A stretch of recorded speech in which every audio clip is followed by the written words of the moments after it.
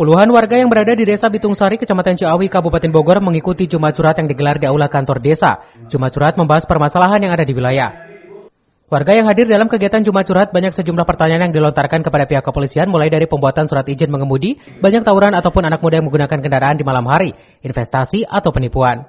Kegiatan Jumat Curhat itu adalah kegiatan yang dirancang oleh pimpinan kami dalam rangka kita menyerap aspirasi masyarakat untuk berkaitan dengan masalah Kamtibmas. Jadi apa-apa yang dicurahkan oleh masyarakat berkaitan dengan permasalahan-permasalahan masyarakat, karena tidak semua masyarakat yang ngerti berkaitan dengan masalah hukum dia mau datang ke kantor polisi.